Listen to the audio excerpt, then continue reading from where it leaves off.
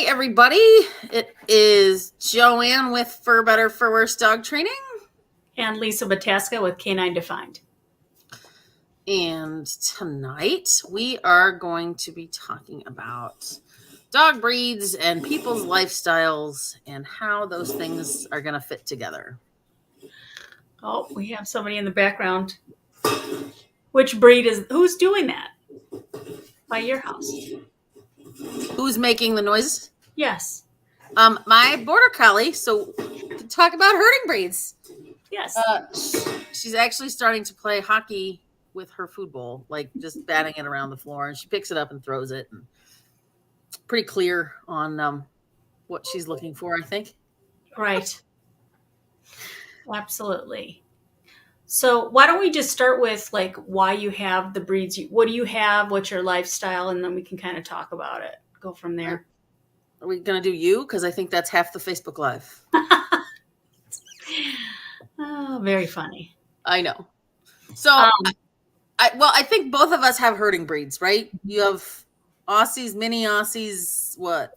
I have mini Aussies, a border collie, a cattle dog, and a Dutch Shepherd. Okay, and my herding breed is a border collie, and I have a super mutt that has a lot of. As soon as I started messing around with him, I'm like, he's got a lot of herding breed in him because when you spend enough time with him, you know what that looks like. So, I don't know about you, but for me, like border collies in particular, along with all the herding breeds, it's like they are not for the faint of heart. Mm-mm. You can't be a lazy trainer. They are type A OCD. You told me once how to do it 732 times ago, and that's how I will forevermore do it. Like it's hard to break cycles with them. Super quick, right? And you're like, oh man, I have to be totally on it. Yep. Yep. They make you look brilliant because they catch on to things real quick. Yeah, I think with the border collie I remember when I looked at the litter, I was the thing that most appeals to me because of my lifestyle and what I do. I work a lot with dogs coming to my home, and so it's really important to have dogs that are savvy with other dogs. So regardless of breed, I'm going to try to select for dog social dogs, right? Or at least tolerant. You don't have to love them and whatever. I don't want you to eat them while they're here, right? And the border collie I have, Tenor he's 5 years old. He's going deaf, which is something that I didn't know until, whatever. I'm like, I think he's going deaf. Anyway, but he's really good, very good dog social. As I saw him as a puppy, I had Ivy out, my miniature Australian Shepherd, who is, or American Shepherd, whatever you want to call him, who's now 11. So she was 6 at the time that I got Tenor. And I wanted to see how she would respond because she likes to play with puppies, but she has very clear, concise body language to say, I'm really not digging that. And so I wanted to see how he'd handle the tolerance part of it. So for me, the sociability is so important across the board. I mean, we know we're talking about breeds, but to me, I'll be like, oh, I like this breed, but then I'd really want to see various breeds of it to determine, is it something that I'd be interested in waiting to find the right temperament? You know what I mean? So he was I had fostered for Border Collie Rescue, did a bunch of stuff, whatever, with herding breeds, but it was, he's not, he's a pretty mellow guy. He's not got high persistence either. So it makes him a little easier to live with, I think. But they are overall, I think as a breed, yes, they're very persistent and pushy. I don't know what your experience is with Border Collies liking other dogs. I think it's, miss. I would call indifference is more. That's the overall. Like I wouldn't call them like a super dog friendly dog, but they also aren't going after dogs for no apparent reason. Now, again, we're talking in generalities, guys. Like you may be like, my border collie wanted to eat everybody. Yes, those exist, but kind of like as a breed whole, right? And yeah, I fostered for Border Collie Rescue for a hot minute until I was like, no, I will foster puppies, but I don't want to fix other people's mistakes with that. It's a hard fix. It- It's hard if you can. It's like, have you met that one friend that like the toilet paper roll has to go this way and they'll fix it for you? Like Yes. even in your own house, that's the border collie. That's and I feel like they get the rap because they are more common. The border collies and Aussies, I feel like, are more common as pets. But you know, they still have those herding tendencies. You want to talk persistent and like, I'll eat you if you put the toilet paper on wrong. Yes. Guess what breed I'm talking about there? Lisa has one. What are you talking about? Yeah. Wait. What do you mean? I know. Cattle dogs. Yeah. I respect people that have cattle dogs because They're tough. they're tough, man. You get all of the weird persistence, quirky, like repetitive stuff, but you also get a 40-pound dog that's willing to move a 2,000-pound cow. Like there's got to be some grit in there and persistence, you know, to really move stuff. Well, it's when they turn on, they're on, and it's hard to get them off, right? I mean, they're like, no, I'm gonna do my job until it's done, and it's like almost like no stopping them. Mm-hmm. You know, it's a tough breed. It's very quick arousal, and I thought I heard somebody saying that they weren't just herding but also guarding. Is that correct? Did you hear that too? I have never heard that. No. Okay. I don't know. I thought I heard somebody say that, but regardless, like they're not super sociable either. Like overall, they are more standoffish around people. I mean, you have your outliers and stuff like that, but as a rule of thumb, I think they're also supposed to be aloof to people. And a weird question to you, because technically so you're going to hear us use some phrases that I know Lisa and I use regarding like CARET, which is Suzanne Clothier's assessment tool. And one of them is kind of like awareness, which is they can have different kinds of awareness. And I have noticed cattle dogs seem to be particularly sensitive to touch, so kinesthetic awareness, which is weird because if I'm working with a big old cow and I get kicked, I don't want to be like, oh my gosh, that was terrible. But it's almost like they're kinesthetic where they're almost dull to it, right? And you see that with some of the working breeds, right? The working breeds, like, you know, whatever the, you know, German Shepherds and stuff like that. But there's various breeds that seem to be kinesthetic, or for example, like with the Australian Shepherds, like depending on what they're bred to do, I find they can be very kinesthetic as well. You know what I mean? Where they really like touch or pressure. Yeah. So, so Dave said he enjoys the BCs for what we do. Enough juice to work all day, but people safe and dogs safe. Dave, you're doing search and rescue now with those guys, right? I'm pretty sure. And Amy says all herding breeds are pretty quirky. That's a good word, quirky. They do. But the cool thing, Dave does search and rescue, which is interesting. But I could definitely see that it's not a breed I would think of for search and rescue. But boy, they do have quite the stamina, right, for being in the field herding all day. I mean, they were built for working all day and running, so I guess that would make a ton of sense, right? Instead of seeing the sheep of where you're going to get them, they just go find them. But the herding dogs in general, they get a bad rap, but the good side of them, right? They're smart as whips, man. They make you look like a brilliant handler. You teach them a trick and they're like, got it. And they don't forget it. Like, they're like, I will remember that. For a really long time, and then, you know, draw that out of the card deck 6 weeks later and they're like, wait, was that this? There was this one. Okay, got it. And they do it again. So they're really fun in that way. But like I said, you can't halfway it with them because they remember, and they are smart enough to push the buttons and open doors and figure things out. And so it can become quite a nuisance if you're just like, I like to play with the dogs sometimes. Nope. They require quite a lot. Hmm.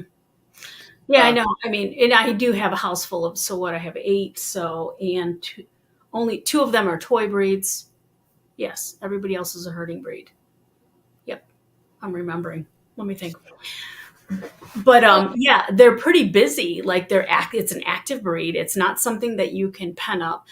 When we have those days where there's raining, and you can't go outside where it's tons of mud. Oh man, my dogs drive me nuts. I mean, they're literally like, let's do this, let's do this. What are we doing? How about now? How about now? And they're just constantly walking. They'll pace. What are we doing?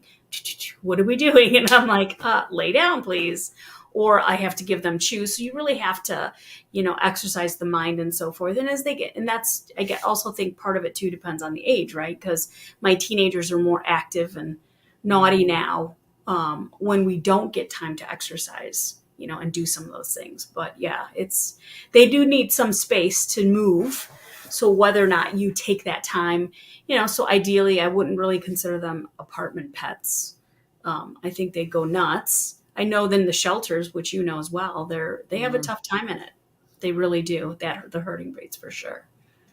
But agreed. Yep. I don't really see that many purebred. I see more Aussies than anything else. And now cattle dogs. yep. But I'm going to be honest with you, of the herding breeds. Well, I would say Kelpies too, but like those I don't see very many of those. They're just not I think there's a reason they're not pets for the most part. Those are tough. They're tough like cattle dogs. Yeah, they're tough like cattle dogs, but they are absolutely willing to like use your body like a springboard, kind of like the working breeds. Lauren popped in and said, "Do you think physical is enough, or do they have to be mental have the mental to be happy, healthy?" Yep. I will tell you, my first one, he loved the frisbee and he loved playing ball. And we would go and I'd be like, man, this dog, like, I just can't tire him out. So I was like, what, I'm gonna tire that dog out. I'm gonna do it. I spent 2.5 hours one Saturday, like throwing the ball, playing frisbee, doing this. That dog came in and took a 10-minute nap and was like, let's go. What now? And I was like, okay. No. It's hard when you're sick with those breeds, right? Because you're like, go away. I'm feel good. But it really made me think about the fact of like, when you have a dog like that, and even any breed, right? And they just want to play, all you're building is stamina. You have to put in the mental, Yes. I think, for physical well-being. Because if all I do is throw the frisbee or all I do is throw the ball and that's what they get, you can develop OCD behavior. Yes. And I think herding breeds in general are quick to OCD. Patterning. Yeah, absolutely. I'll give you another example. My first one, I was a little stupid, right? I was like, I just want to see what he does with a laser pointer. Like, and we all know, right? That's bad. But this was, gosh, what, 15 years ago, maybe 14. And I took it out and I noticed in the first 15 seconds, I was like, oh, this is bad. Like, he was going to snap his neck running into something, trying to get that. So I put it in a drawer on the end table. And I'm not kidding you, after 15 to 20 seconds of seeing a laser pointer, that dog sat in front of that drawer for 2.5 days. Yeah. Just. Yep. Persistence. Yep. For sure. Wow. I was like, oh my. Well, I know. And the thing too, right? And when we talk about these things, I think what happens is people think, oh, I want this breed. And Amy had talked about the males in the shelters now. Yeah, they're pretty cool dogs, but have you lived with one? Like, and I'm not saying that, yes, they have an off switch, but their off switch is like this much of their day, right? Comparatively speaking. And I'm talking, and that's an exaggeration, but what I'm saying is that you really have to, if you let them to their own devices, they are going to destroy your home. And you will not be happy. You will not be. And I think that's why you're seeing a lot in the shelters with various types of breeds. And then we have the breed-specific rescues and so forth. But that everybody tries to reach out. Oh, we have a certain breed in this shelter and we need it to go to breed-specific rescue. And the breed-specific rescues are there because people don't really realize what they're getting, right? And I think if you're planning on doing sports, that's great. And again, there's caveats to that. You have to have the right personality, the right structure, etc., to prevent injury and all that. And the mentality part, I think what happens, people don't realize how to channel that arousal, because it's almost like it builds up, or at least for the males, and I've seen my Dutchie do the same thing. All you have to do is look at her. She's like, "Oh, are you ready?" And she's ready to go at you, right? And I think it's funny, but if you see the other girls that I have here, they get scared. They're like, "Oh my God, stop. Don't do it. Abort mission," because they know what's coming next, because they're also another very physical breed, right? And she will just get into you. So, but I kind of like that. So I'm a weirdo. But they're interesting, right? I don't think people realize what they get into when they get these types of breeds, or they see them when they're trained. They don't see the upbringing of it, which becomes very, it's not real. Like, it's not the real way through that. Yeah. So. And like, it's funny because like a lot of times we don't think of the Shepherds or Malinois or Dutchies as herding breeds. Like we don't. We think of them in the working breed lines, right? Because that's more of the task they produce now. And I didn't really realize this because I'm not I know the Border Collie herding world, right? Like I know that, but I didn't know Shepherds were meant to like make a line. Suzanne told me that, right? Mm-hmm. Shepherds were meant to make a barrier. They're a living fence, she called it, right? A living fence, yeah. And they use an eye like, you will not cross this. And if they do, they will pick up or drag the sheep back to where it's supposed to go. So very mouthy, very physical with it. It's not where the other herding breeds typically use eye and body, where they don't have to, they'll just use pressure. No, those Mals, Shepherds, they'll use teeth. So it's a different version of herding, right? It's much more kind of like that barrier protection. Nope, you're not crossing this. And I mean it.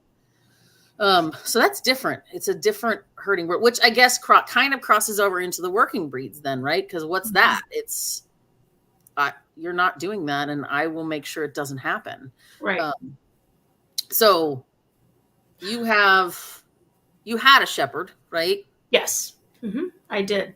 And she was very serious about things. She was like, "Hey, this is the rules," and then and you could see it, right? And she was coming into some of her things, but knowing that going in, I mean, they're super smart, and I don't think people, again, as Kimberly Barker points out, the breed, the job the breed was made for is really important to be considered, right? I mean, because then if you move into the sporting or the retrievers, and as she points out, spaniels, pointing breeds, those hunting type of dogs. You have one, right? You have the Vizsla. Yep. Yeah. Your Vizsla. And just thinking about that concept of, don't you feel like groups, like herding breeds are herding breeds? I don't really find like, sorry, I'm trying to put my words. The deviation in like, that one really isn't like a, you put a sheep in front of it and it goes, I don't know what to do with that. I mean, yes, that can happen, but like, I don't find the deviation in the herding breeds as much as I do with like a sporting breed. Like, right. I don't retrieve that. Like, you know what I mean? There's such a definitive difference there in genetics, I think. And I think, and I wonder how much, right, if you break down that predatory sequence, like, because they try to pause it at a certain point, right, depending on what job they want them to do. And I do think, they've exacerbated the specific pieces, right, the stalk, they're very visual, and then their persistence and stuff like that. And I think it's just, it is interesting. So, like, I find, like, the Aussies are very goofy. They're silly, they're funny, they bounce around. They can be very scary because I've also worked with them too, right? I mean, I'm sure you've seen some nice ones. I had one, I just turned my back to get cookies and nailed me in the rear, my whole butt cheek, and I could not even sit down for like 2 weeks. And I'm like, what were you thinking, Lisa? Why would you turn your back on an Aussie who was afraid? But, and I think I've seen a lot of stuff come out of that too. where they're just not super sociable. But yeah, and then the hunting breeds, right? What they're designed to do, right? Like you said, but they are more persnickety about what job they were designed to do, which is very cool that somebody thought that through, right? Yes. And so when you talk about hunting breeds, I love the Vizslas. I've had a couple now. My first one, that dog could find birds with a blindfold and nose plugs. And I mean, you could drop her in the desert and she'd find a bird somewhere. That was how birdie that dog was. I only wish I knew back then what I know now, because I would have scrapped agility. I would have scrapped all that other stuff with that dog and really focused on it, because that was her love. That was the love of her life, was hunting and finding birds. Sure. Now with that, because of that drive and that persistence, she didn't like people that much, which is not a normal Vizsla trait. That's not in the breed standard, right? The one I have now, I mean, I would clone his temperament. He's the bestest dog. He loves everyone. He's cool with dogs. He's, every animal is his friend. He's never hurt anything. He helped me. I had a baby bunny in my hand and he helped me find the nest so I could put it back. And he's like, "It's here, Mom." Like, again, not probably what most Vizsla people want in a Vizsla. I put him on a bird at 6 months old and he's like, do you see this little quail moving? And I was like, point it. And he's like, "Hi, little friend." I mean, it was like, okay, not a bird dog. But for me, I loved it. I mean, I still love him. He's right. And I'm seeing some Vizslas now losing some of that sociability with people, which to me is just so core to the breed. But it makes me wonder, when you get dogs that are, way more predatory in terms of what they were bred to do they lose some of that sociability? And I don't know the answer to that, but it sure seems like it to me. There's a correlation. Yeah. There is a correlation, right? Yeah. And then the question comes, is that the difference between working lines, show lines, pet line? You know what I mean? Right? What are they breeding for? And, the job that, because nowadays, how many dogs breeds do you know that really actually, and maybe not so much in America, or maybe in America, I don't know. My point of view is very different. But how often do you see Berger Picards like herding, or, you know what I'm saying? It's like, it's really interesting, I think, to really look at it, because I think most people pick on looks, right? I'm not gonna lie, I'm like, "Oh, that's a pretty cool looking dog," and then I spend time with it, I'm like, "Oh, maybe no no for me," or whatever, you know what I mean? But I do think that people do that, and then the question becomes, what's happening with that? And then I think that's how you get into some of the mixes for more appropriate pet type homes. But yeah, and like, I think Goldens are an interesting combo, right? Because they really sort of have split. Yes. And what I mean split is like, I don't know why the conformation world has that, and it's not every breed, because like some of them, like sporting breeds, some of the sporting breeds are really across the line. Some of the hounds are across the line. Toy dogs are across the line. But there are certain breeds that you're like, So like golden retrievers and Labradors, right, you could just look at one and go, "Yep, that's a show line dog," or "Nope, that's a hunting line dog. That's a field dog." And when I think about Goldens, particularly when you get that darker, tight to the skin, curlier coat, shorter coat, you just look at them and you're like, "That's a field Golden," right? And I hate to use that terminology because it shouldn't be that. It's a golden retriever. That's what it is. But Labradors, the thick bones of the conformation, and they're much smaller when you talk about the field labs. They're just don't have the substance to them, and the temperament, I find, is very different. Field labs are like little road runners. I mean, just same with Goldens. They just are ridiculous amounts of energy. Still usually pretty good with people, I think, and dogs. But the energy levels ridiculous.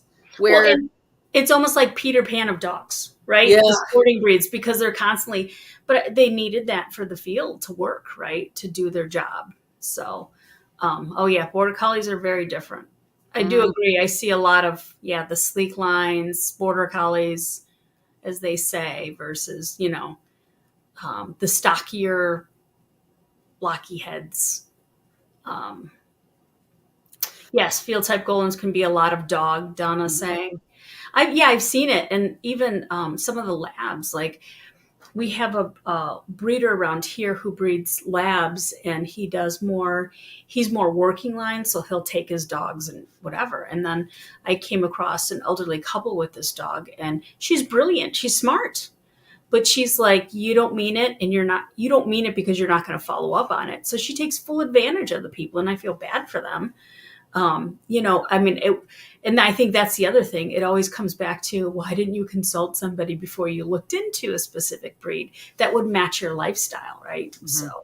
But So this is interesting, Kimberly, and I know she mentioned, I have a dual bred Vizsla. Vizslas, I think a lot of them, that's one of those sporting breeds that hasn't quite forked terribly yet, right?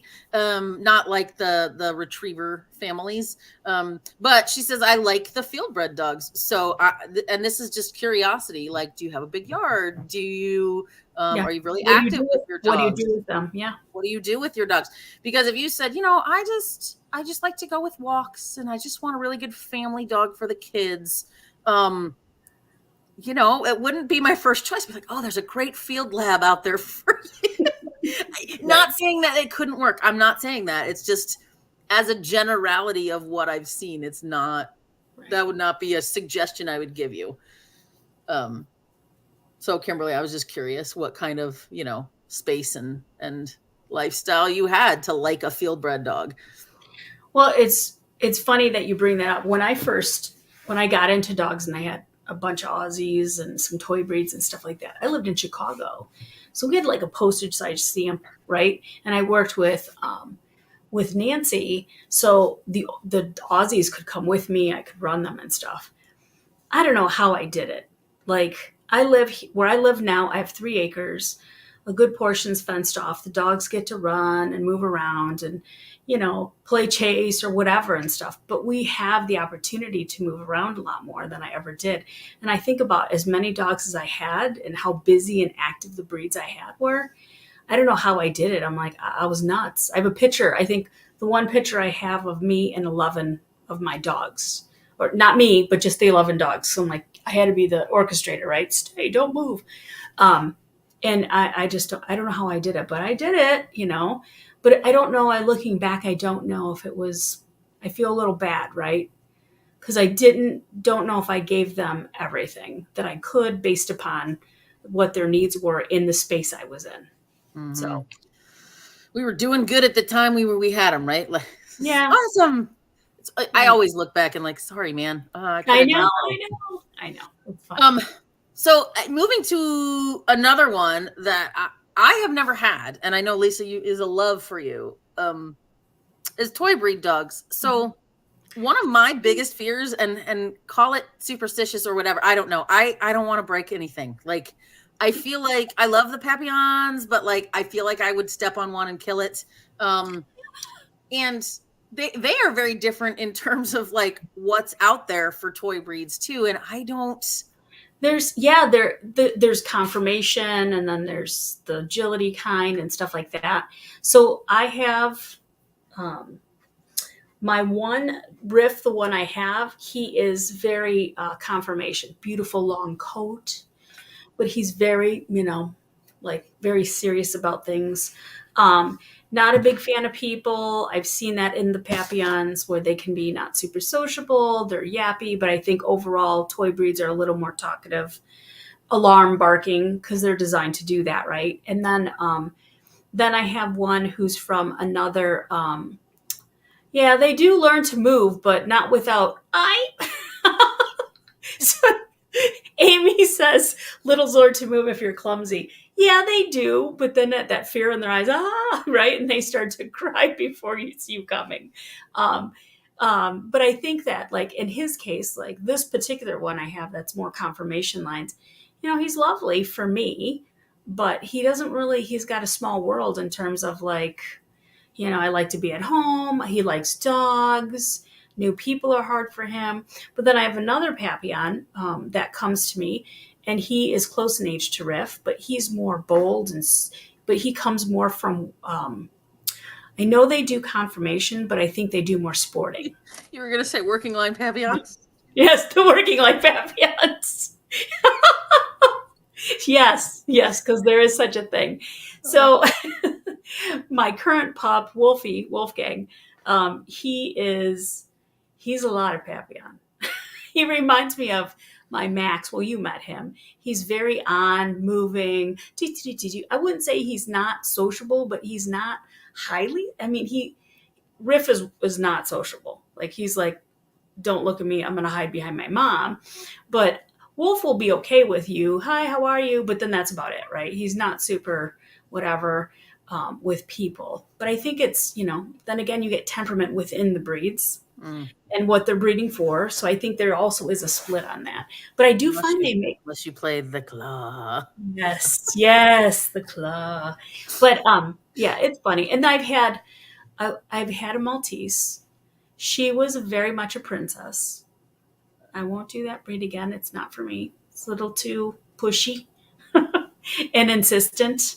And then I had a Yorkie mix, a Shih Tzu mix, and then the Papillons. I had Zach too. Zach was a little Pomeranian. He was a pain. But I think, the toy breeds are bred to be lap warmers and more of alert type, letting you know something's happening type of thing. Yeah. And, I've never really, I like little dogs. I do. I just never have really been like, I kind of might want one of those until I met a toy fox terrier. And I was like, those are big, spazzy dogs in 6 pounds. And I was like, I kind of like that dog. I don't know why. I just was drawn to it. They're I don't know if I want to work that hard, but they're dogs that, like, if you put them on a grooming table, they're happy to leap off, 7 times their height. They're like, I'm not afraid of anything. And right, you got to worry that they don't hurt themselves. Right. But they're just feisty little boogers. And I don't know. I thought 6 pounds of that's kind of fun. I have yet to find one that I want, but we'll see. I got enough. 4 is enough for me right now. But it's funny how you come across one and you spend some time with that breed and you're like, interesting. Huh, yeah. I kind of like that a little bit, right? I don't know what just pushed that button for me, but it did. Well, let's get to some questions. So then Lauren Schreier says, my mom has a Maltese and I feel so uncomfortable being around him, having had only big dogs. Yeah, it's a different world, when you have the littles and stuff. And we call them the littles. I've always called them the littles, but just smaller dogs, right? And I think I've heard this. People who have big dogs say, oh, the little dogs are just little Napoleons and they bark and blah, blah, blah, and blah, blah, blah. And they want their big, meaty dogs. And that's cool. Like, everybody's got their thing. But I also think it's like, you can be afraid. I think, I'll tell you, one time I was stepping over a gate and my little Zachary, my little red Pomeranian, who was from Save a Pet. My husband wanted to name him Bob Barker because he was from Save a Pet. So his name was Zach. And so one of my other dogs pushed the gate as I was stepping over and I fell on him. And he had a little leg cast. I have a picture of it where he played in a play. He was Tiny Tim with his little crutch on his arm. It was ridiculous. And then when he wanted to run, he'd pick it up and he's like, I'm running with the leg straight ahead. He was a character. But yes, you can fall on them and hurt them. I mean, it is a real thing. But where was I going with that? Uncomfortable only having big dogs. Yeah, and yes. Mm-hmm. That's it. Yeah. You can have the next one. What's the main differences between the Agility Papillon and the Conformation Papillon? The Conformation Papillon, they have bigger bones, more coat. I find the Agility Paps are less coat to deal with. They don't have as much burnishings, right? The arms, on the wrist and all that stuff. And they're prettier. Like, I mean, they have the look, right? Oh, you have a nice big square head. And, they have that little apple head with the face and all that. And I see that. And the difference with them is it's different. Like, big plumes coming off of the yes, ears, and yes. And then with the agility Papillons, I've noticed they're, the focus is a little bit different, right? So it's kind of like when we talk about, assessing dogs and temperament with Carrot, you can't pull on one thing and not expect something else to adjust, right? Genetics is not that easy and so forth. But I think that's the biggest difference. Like, Riff is stockier, he's got more hair. The other guys aren't as stocky, but they're taller, so the size is bigger. I prefer them a little bigger. Wolfgang, I think, is going to be a bigger guy. So, I like him a little bigger because to me, it's like, well, you have more of a chance with me. So, is the alert barking thing just due to small size? So I'm going to take that one. Well, you can too, but one of the biggest things that I think people don't really think about is when you have these little tiny nuggets of puppy, right? Go to any breeder. Like, how much do they let them walk around? Let's go outside and go potty. How many of them go, come on, let's go potty, and they have the little dogs come through the house? I'm betting not many, right? They scoop them all up, everything, right? How many dogs, before 8 weeks going home, do they have feet on the floor? Right? Do they get to actually have like the real dog socialization? I walked on some weird surfaces and I got to see some things. And, even when they come home, you have this tiny little 3-4 pound dog. Do you just let it run through your house? Especially if you have a big dog, do you let that happen while it figures things out, or do you pick it up and take it everywhere? So, not having feet on the floor and not having a choice about it, I think that shapes small dogs more than what humans want to think about. Well, I also think too, like, people, it's a small dog, right? And people take liberties with small dogs. I had somebody at a trial one time take my one puppy, Ivy, of all the dogs, out of a crate and was petting her. And I'm like, oh, what are you doing? Why are you doing that? So I took my dog and I'm like, you're going in the car. Nobody can touch you there, because she wasn't a big fan of people. And so, but I think we take a lot of liberties. I think that we don't realize the size of us, kind of like we are giants around them. I personally, in my house, the way it's configured, there's not a lot of running room. So I do have my the littles and the bigs together, but I'm supervising it. When I'm not home, they're crated. Like, I don't let them mix together just for safety, security reasons, right? I'm always very careful with that. So yeah, I mean, I think, and also remember, they were bred to be like the Maltese. They were bred for hunting, right? Voles or brats and stuff like that. So were the terriers, the Yorkshire Terriers. I think they fall into the terrier group. Maybe not. No, they're toys. And, some of the other breeds that are out there, they're lap warmers. They alert when somebody's coming to the home, because that's what they needed back then. It's not the same now when we consider it nuisance barking. But if you're getting a toy, you pretty much can guarantee, count on the barking. Like, It's just a thing. It happens. Yep. How hard is it to train a conformation dog to do agility? It depends. Yeah, I think you're dealing more with structure differences than with the training part of it, right? They're just as smart. They just have more bone and potentially, might not be as nimble or as agile to make tight turns or do those types of things, right? You agree, Lisa? Yeah. Yes. And you also see that in certain breeds. So like, between the Border Collies and the Aussies, what I've seen through the years is that they're making the Border Collies more square, which they should be more long. So the dogs that present more square in conformation, they have a harder time turning, and I see that in the Aussies. They don't turn the same, but it's the length or their conformation structure throughout their body, their loin is. And Luke was a little longer, so he was an Aussie, mini American, and he also was a little bit longer. So he moved a little different than, say, my other dog, Fling, who was super square. And she, the way she jumped and moved was very different. They're not as, like you said, nimble. Mm-hmm. So Let's see. Moving on to working or guardian breeds.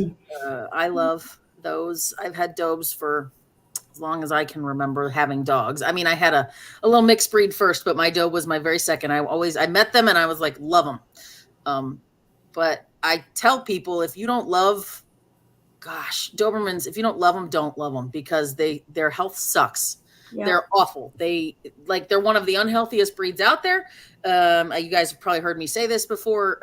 In terms of genetics, American bred Dobermans, the farthest apart they are as second cousins. Farthest. So it's no wonder that we can't get rid of any of the health things that plague our breed. So DCM is one of the biggest ones. It's dilated cardiomyopathy. It's heart condition, and it takes probably half of our breed. Other things are like wobblers, so they can have spinal issues. They can have von Willebrand's, which is a blood disease, non-clotting blood disease. So anyway, they have a lot. Yes. But in terms of what they are, they're very energetic. They love a good game. They're up for most anything. And so what other guardian breeds, I would say, like them, right? Dobermans, giant schnauzers, yep, Rottweilers, boxers, yep. Bouvier, isn't Bouvier herding? No, I think those are. I don't know what they are. They're so rare. I don't spend much. I know you don't see that many. So these guys are the dogs that I wouldn't expect them to be like, hi, oh my God, come on in, right? Like, you don't expect that. They were bred and meant to be protectors and guardians of their people. So they can be viciously protective of their home, their children, if there's children in the home, things like that. Some of them are actually kind of funny because they're like, sure, come on in and check it out, right? And they're like, you're not leaving though, right? Back you into a corner and they're just stare you down. And then there's like the livestock guardian breeds, right? Oh, yes. You get Anatolians, you get Great Pyrenees. Those dogs are something else, because people tend to think, I love the big floofy dogs and they're kind of lower energy. I think a life on a couch can be miserable for those dogs. And they want to perch. They want to be on the back of your couch, looking out your front window and letting you know about all the people that are coming down the sidewalk. So, it's, they bark. Yep. Yes. Someone's coming. There's danger. That is what they were bred to do. Right. I have a friend of mine who has a Great Pyrenees, and I met her first one, who was really cool. And I was like, and I've seen Great Pyrenees. They're more, it depends on the sociability. Usually they're more standoffish, right? Because they're bred to be. So I met this one, or she has this other guy now. His name's Edgar, and he is really a cool dog. But he's like, hey, what's up? But I'm busy. I got stuff I'm going to check out. And so when we let him out and he runs through the yard, he does all the perimeter sniffing and checking everything out and so forth. And then he's like, after he does, he's like, okay, let's talk a little bit. Okay, I got to go do my job again. And then he does that kind of stuff. Who is it? That one guy at the, I don't know, what is his name? And he imitates all the breeds. Johnny something, Delaney, something like that. But he imitates all the breeds, and he did one of the Great Pyrenees. This is clear, blah, blah, blah. And they'd walk through, check the thing, northwest corner, all is clear type of thing, announcing it, right? And it's so funny because it's true. But yeah, so he's a pretty interesting guy. And now as he's getting older, I think he's 10 months or something about there, he is the stuff starting to come out, right? Oh, who are you? What are you doing here? You start seeing some of those things, the genetics come out, and they start as they mature. And I think that's interesting about the guardian breeds and certain breeds that do that kind of work, where you don't see stuff start popping up until a little later. You know what I mean? It's kind of interesting. And you have to know that. You have to know that going in. Yeah, those guardian breeds, and a lot of people think, oh, how sad, right? They were literally bred to be taken at 8 weeks and put out with the sheep, the goats, the whatever it is that they're meant to protect, and they sleep with them, and they are part of that family. And so it's sad when we think about dogs are our pets and we love our dogs, and people have them, they love them, but they are meant to protect. They're meant to protect their pack. And so, a lot of them will sleep during the day. They are on patrol. They're up at night. They're looking for the coyotes. They're looking for the wolves. Right. They're looking for the predators that are out to eat their family. And so, just knowing the true what your dog was bred for will really help to that's probably one of those quirks that they were actually, thick in the genetics to do well. Right. Right. Why are Dobermans so inbred? And then Amy put an answer out there too. There were breaks in the ability to import dogs from Germany during World War I and II, but now it's mostly because it's a conformation breed, so they breed back to whatever's winning. Yeah, there's some of that. I think too, right? Being able to meet the dogs that you're breeding to, it's hard. Like, hey, German person, ship me some semen from a dog I've never met, and just because of the genetics, it's a crapshoot, right? I don't know what the temperament's like. Right. So I do think part of it is because it's conformation, and it is a very competitive breed, as are golden retrievers. And you're starting to see the real health issues come out in golden retrievers as well. Dobermans have a group called the Doberman Diversity Project. So they've been collecting DNA for a long time. So they have that data. I would bet you'd see something similar in Goldens. When you talk about DM and you talk about hemangiosarcoma and you talk about all those terrible things that hit golden retrievers, they're very prominent. So, and popular fire syndrome is what they're referring to. Yeah, but I see that in a lot of the conformation breeds. I'm not going to blame Dobermans. People are doing it all over the place now. Let's breed to the winning dog who won nationals. Let's breed to this. And then that dog's DNA is across the country for that year. It's no wonder we're limiting the genetics. So if you're more interested in that conversation, Dr. Jessica Heckman has a group called the Functional Dog Project. And if you're ever interested, just go there. It's got some pretty touchy subject stuff going on, but it's really good reading when you're interested in the genetics of it all. Absolutely. I think the genetics is so crazy interesting, right? It's hard to understand, and it's interesting. So, and some people might know this and some people don't. So each specific breed will test for specific breed related health issues. If you embark your dog, though, it tests for everything.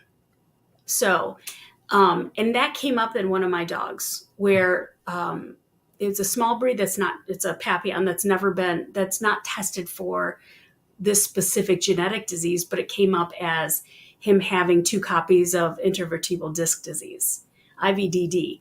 That's unusual, right? And then you get into what's happening in the miniature American Shepherds or the Mini Aussies or whatever you want to call them. I think they call them miniature American Shepherds in the AKC.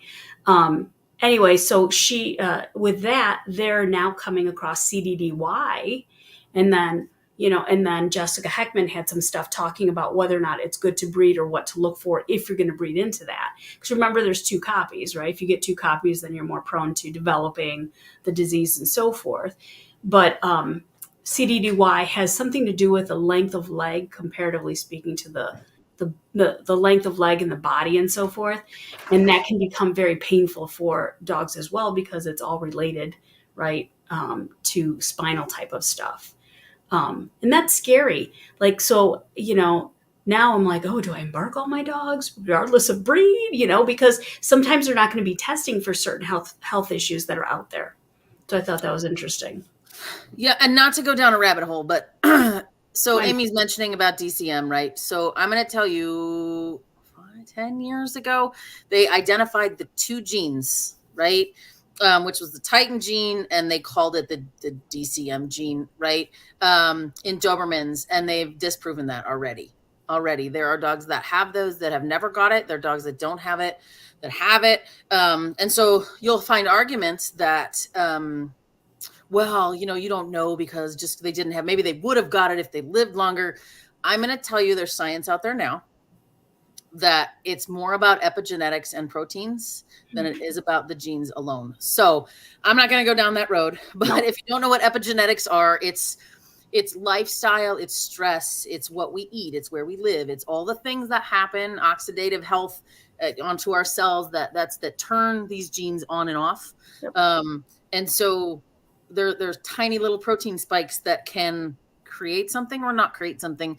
And so I think those have a whole lot more to do with health of our dogs in terms of genetics than we even have scraped the surface of today. So stay tuned for some of those. Hopefully conversations might come a little more public, but I'm not a geneticist. I can't speak to them with any good science, but I mean, look up epigenetics. It's a thing. And I think it's where you'll see diet, lifestyle, stress, all of those types of things. You can have dogs that never get cancers, or you can have dogs that get a lot of cancer, or, I think there's just science that we haven't got to yet. So anyway. So let me jump back. Sandy Rodek had said something about, what do you think about the combo breed? So as Joanne had said, Jessica Heckman has headed this group called, it's the Functional Dog Collaborative. And so what happens is that they talk about what to breed, how to breed, but they're also coming up or trying to put together a group of people who are trying to breed responsibly for pet dogs or specific dogs. Like they'll mix up specific two different breeds or multiple breeds to come up with a pet dog, a proper pet dog, and so forth. And I think it's very interesting. And with the unhealthiness of some of our purebreds, most of our purebreds, right? Because technically they're all inbred. To what degree is the question? I think that, I worry about that. That's one of the things, because I love the different breeds. I love the variety of it. But I also worry about the health of it, right? And so it's nice to know that there are still people working to keep dogs in our lives however they can be. So to answer the question about the border pap, yes, I've heard about the border paps. I've looked into them myself. But to me, temperament is critical. And I think lots of times when we look at specific things such as sport purpose-bred type of dogs, unless the breeder understands fully about what functional arousal is in terms of like work ethic, biddability, et cetera, and all the other pieces of it, I think you're going to always that's always going to be a thing or something to look out for, because if the dog is beyond threshold in terms of the ability to think thoughtfully and not injure itself, in terms of arousal, that's not drive, right? And that takes us to a whole another thing we could kind of go on about. But to answer your question, I think that, it's relative to the individual. I mean, we all know people who own poodle crosses and stuff like that. And I'm not saying anything good or bad about them, but I think they're popular, and anything that gets popular or overdone, then you have questionable temperament situations going on. So. Yeah. And I think anytime you get a sport that's competitive, you get people that are trying to get something more competitive. So, right, I know the border paps are really popular in flyball, right? Or were. I think now they're a little different now, but I think they're more doing like border staffies was old, but stuff like that. Whippet, jack, something. Yeah, like there's a lot of whippets now I see, but so I think in the racing world, right? Meaning snow dogs, like sled racing, they were doing Alaskan Husky short hair crosses, right? To get the stamina and running of the short hair, but the, cold weather of the Husky. Anyway, so I think anytime you have a sport involved, they're trying to put together the perfect athlete. So you'll start to see more of the mixes, which is a interesting, fun thing to kind of look at, right? I mean, it's just genetics. Right. So, I mean, if you're really a purebred dog person, it's kind of like, yeah, but really it's just putting two things together. So, okay. What's your opinion of wolf dogs?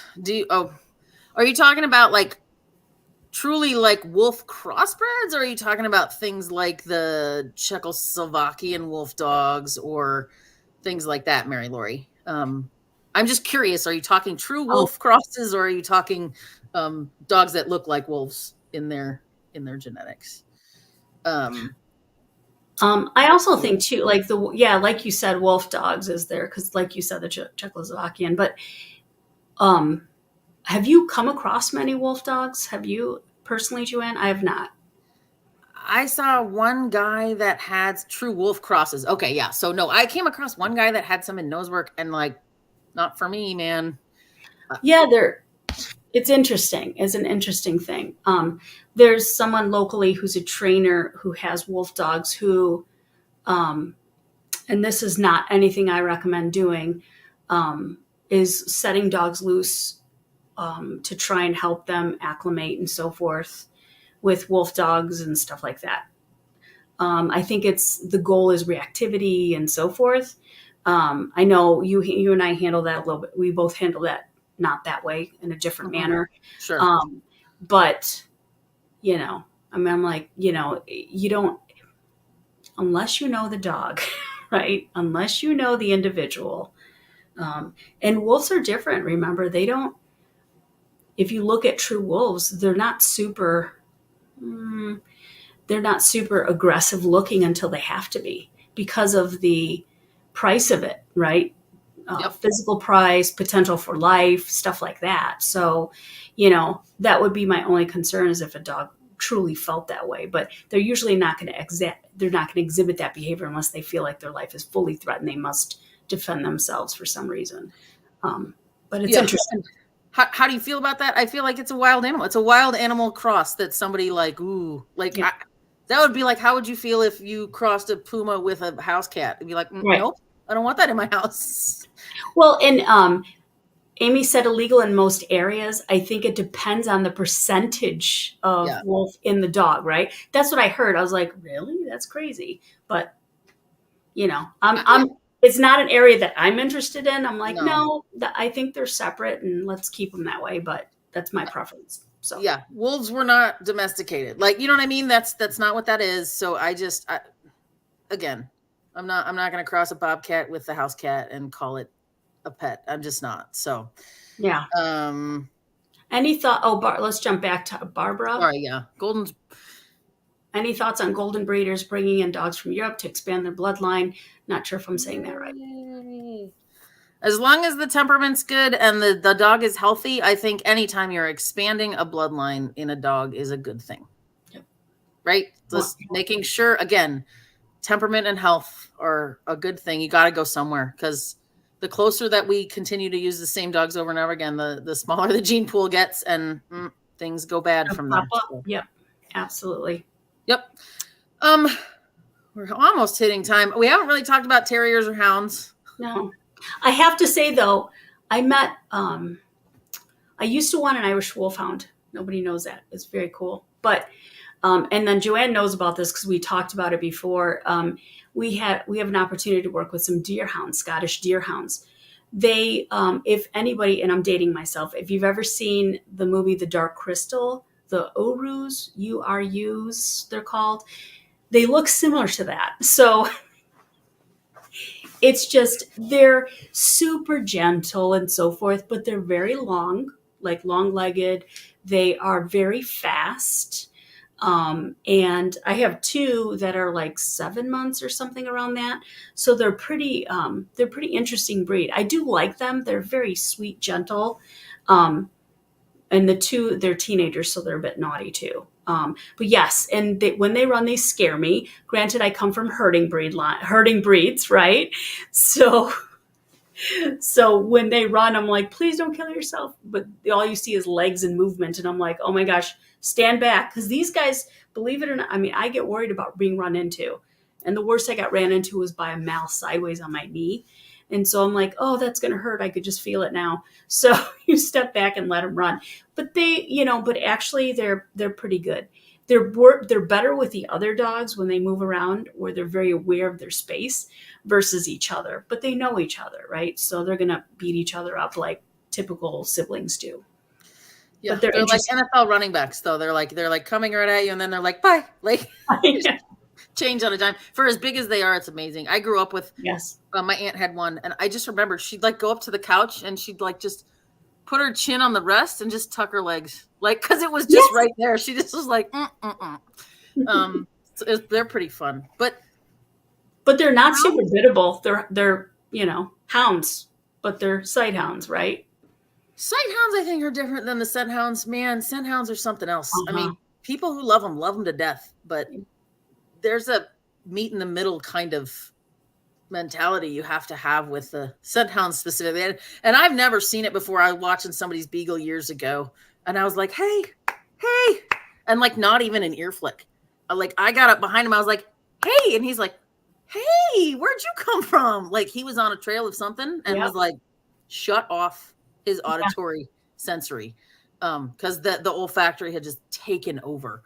So and I think a lot of the scent hounds are like that. So you got to find what floats their boat and meet them Yeah. in the middle with it. I think they're easy to live with because they're meant to be pack dogs. Yes. Yep. Right. So they're just meant to be chill with a big group of dogs, and they just are kind of indifferent. I think they're usually people friendly, pretty easy peasy. Well, not all of them. No. Like bloodhounds. Oh my good Lord. Yes. Yes. Those are I'd put a bloodhound up like against a border collie. I mean, they are so energetic until they're not, and then they're like sleeping, and then they're awake again. And but yeah, I don't. People who have hounds, they love their hounds. Yes. It's like all they want. They don't usually. I don't find people mix breeds a lot. But and you don't. And let's be serious. You don't really see a lot of hounds in, say, agility, right? And that's Beagles maybe, but yeah, right. Beagles maybe, but yeah, I don't see too many hounds in agility. And then when we talk about the terriers, right? I think they're tricky. For me, they're tricky because of that quick response, that 0 to 60 response, and they can be either like couch potatoes, or I've seen them pretty hyper aroused, hyper vigilant, depending on their circumstances. There's another breed that has a very hard time in the shelter, as you've seen too. I mean, they deteriorate pretty quick too. I love terriers. I don't want to live with one. Like, if I could find a terrier that was like, things are friends, not food, I would like it, because I like a lot of what they are. I'm with Lisa. That just split second of like, needs to die. Like I don't like that. And God bless them, man. They are tenacious hunters. Yes. And that's what they were bred to do, right? Go get Like the varmint. they're generally, as a rule of thumb, they're sweet with people, right? They usually are very sociable. You get the outliers, but you do in every breed regardless. So, but Lauren had asked, why do you think people stick with certain breeds, or probably other breeds that would be compatible for me? I think it just depends, right? I mean, I'll tell you, when I went from Aussies to a border collie, Aussies to a Dutch Shepherd, then to a border collie was my progression from smalls, little dogs, to that. I first got a miniature American Shepherd. So I was bit in the face, and so by a lab when I was 9. So I was like, oh, I'll just get little dogs. They don't bite. Haha, whatever. And then I got into the minis, and I'm like, oh, I'm going to try for a big dog. So I'm going to get a miniature American Shepherd. Then I was like, I can do this. I can do a regular, because I was working my way up, stuff like that. But that's kind of how it happened. And then when I went from the Aussies to the Dutchie, I was like, ooh, this is a little scary and exciting at the same time, And I was like, ooh, but I kind of like that sass a little bit, the little that I'm going to get you, right? And then I got you. But the Dutch Shepherd, and then, the German Shepherd, I was like, okay, if I can do a Dutch, I think I can do a German, and that, or the border collie and stuff. But I was very particular about stuff. And so that was my progression. But I do like the herding breeds, I have to say. Moving forward, I think I'll always have, the Aussies, the mini Americans, and then I would still like the Dutch and Papillons. I think that's kind of the breeds I'm going to stay close to. I've met other breeds when we went to, where was it, in Georgia? Yeah. And we saw the bees and hounds. Bees and hounds, yeah. Yes. I was like, ooh, those are beautiful. And we were talking about it and stuff like that. And I'm like, but it's still a hound. I don't know how I would handle a hound. You're like, comments like, hey, bye. I know. So yeah, but I think everybody, I mean, I don't know like what you would stick with in terms of what you like. I mean, I think everybody's different, right? Well, mean, I think that's it though, right? I'm sorry, I didn't mean to cut you off. Go ahead. Go ahead. No, go ahead. Like, what do you want to surround yourself with? Like, if you hang out with friends, what do you look for as a quality in a friend? You know what I mean? Versus people I'm with, right? Like, that was fun, but I want to go home now, right? Versus like, you know what? I can't wait to go out to have dinner with them again. That was just the best time. Like, what are those qualities?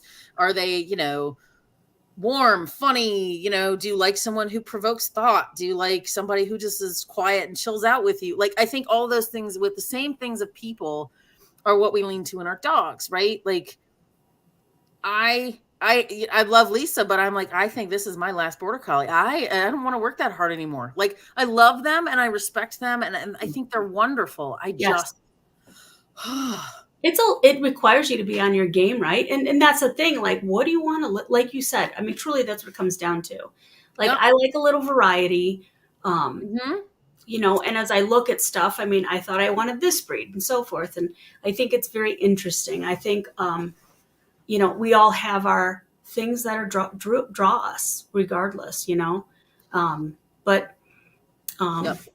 what else do we have here? Mastiff breeds, Cane Corsos are becoming popular. Yep. So, we missed those when we talked working dogs, which are the big giant protection breeds, guardian breeds. I felt Bull Mastiff is still on my bucket list, but you know what? I'm 45 and I'm like, if they get sick, I don't know if I can, even a female, I don't know if I can lift one up. But I love that breed. Love, love, love. Mastiffs, I think, are wonderful dogs when they're nice temperamented. Yes. Cane Corsos, same. If they have a really nice temperament, love them. They are just big lap dogs, just big, beefy, but when they're not, that's a big dog that can do a lot of damage real quick. And I think that's the downside of bigger dogs, right? Yes. I mean, when you get into the giant breeds, the Mastiffs, the Danes. I don't know about you. I don't see too many. Do you see a lot of Mastiffs or Danes or Corsos? Corsos are becoming much more popular these days. I'm seeing them a lot more. Yeah. And we went through that stint in the late 90s, maybe it was like the mid 2000s where the Presa Canarios. Yes. Ugh. Scary, right? It's just, I think if people are really, like, I chatted with a Bull Mastiff breeder, right? And right, wrong, or indifferent, I really respected her because she said, you know what? If I have a dog that has any kind of temperament issue, anything, she goes, it's out of my breeding program. She goes, call that what you will. She goes, throw the baby out with the bathwater. I don't care if it's the biggest winning champion. She goes, I'm done. It's not coming into my program. And she said, I cannot have big dogs like that do not have phenomenal temperaments with people. Kids, they should be kid protectors. They should love people, right? And I was like, it was real respectful to say, she was a confirmation person. And, for her to say, I'm going to get rid of some of these genetics because I don't want a dog that has that. So, yep. Let's see what's the next one. Yeah. My experience, I had a mixed breed husky, which cured me of having a dog with hair. Well, you picked one of the hairiest breeds, right? When they shed, like the German Shedders, right? Yeah. And now you went to Ridgeback and Whippets, then to Vizslas. Better worth it. Go back to Whippet. Yeah, and so I think that's funny, right? Vizslas and Whippets, right? Both of them are pretty snuggly dogs. They have, when they're on, they're on. When they're off, they're snuggling on the couch with you. Like, they're similar in terms of, I think, the sociability with the people, right? Yep. But to a Ridgeback, wow. A Rhodesian Ridgeback? those are Again, when they're nice, they're nice, but yeah, when they're and they can be some tough dogs overall because of what they're bred to do. they were bred to hunt and kill lions, right? So in Africa, so yikes. But what nice, I have someone who has real nice ones. They're good. So okay, Yeah, husky shed in 3 colors and had a difficult temperament. Yeah, yep. It is interesting. It is interesting. Swedish dog. Aw, that was good. Yeah, when they're good, they're good. And I think it does. You have to say, like, there's, like everything, there's always two sides, right? There's always a good and then there's not so great. And I think, I just want people to have dogs that aren't crazy difficult to live with because they'll stay there, right? So regardless of breed or cross or whatever. Yeah. So I think that's everyone's wish, right? Is that we can just have people and that have dogs that don't want to bite people for dumb reasons. Like, don't get me wrong, people should get bit a lot more than what they get bit. I'm with that. But dogs, and I have one. My mixed breed, he's like, what is he? 17% lab, 13% border collie, 13% Aussie, 12% cattle dog, 12% pity, and then like some other just random stuff thrown in there. So that's like a lab, lots of herding, and some terrier. And I'm like, ugh. And he was afraid of people, and it's like, that sucks. Sucks. I did a lot of work, and it's still, if he was not with me with a good support system, he would revert back for sure. And it's tough. It's a tough world, like, to be the protector and make sure that they get the support they need. And I just knew if I wasn't going to keep him, he probably wouldn't be alive. Right. So I'm hoping for a world, mixed breed, purebred, whatever it is, that we can find a way someday to just get rid of some of those super fearful, over arousal temperaments, and just get back to nice dogs that were bred. What's crazy is, like, when I were younger, remember when, like, when I was younger, we'd walk around. So I grew up in the age where we drank from the hose and, did all these crazy things that, whatever, we could have died and didn't. But like, we'd walk around neighborhoods and there were dogs, but we always knew where the mean dogs were. And there weren't that many. Mm-hmm. Right. Yep. Most of the dogs were pretty like, hey, what's up? Or just, not really engaging. But yeah, I had labs I had 2 labs growing up, and, they would just follow us around with the whole gang kids and our 2 dogs following us around wherever we went and stuff like that. So it's interesting how it's evolved. Mm-hmm. So. Yep. I remember visiting my aunt. She had a German Shepherd, and they're like, don't do this, and don't look her right in the eye, and don't touch her, and you're like, okay. I'll just sit here and not breathe. Right. Yeah, I got along with the dog, but man, she bit I don't know how many people, and it was like, well, don't mess with the dog. And you're like, right. It's it's a happy medium, right? But now I think, yeah, it's we have to get back to the happy medium of, like, that dog's okay if, right, versus like, okay, don't breathe too hard or that dog's gonna maul you. Like, nah, that's the stuff I don't want living next door to me. But all right, don't look her in the eye. Yep, for sure. And then Kathleen talked about finding a breeder. That's a whole nother thing, right? To find a breeder that you jive with and does the things that you feel is really good. So, yeah. And, I'll leave you with this. Not very many people in the world do what Lisa and I, and, even Nancy, the assessments that we do. And there is nothing like assessing a litter and getting someone to tell you, this is who this dog is. And I will tell you, from those of us who do it, it holds true. We can assess puppies at 8 weeks old, 6 months, 6 years, and they're the same dog. Like, training doesn't matter what you put on them.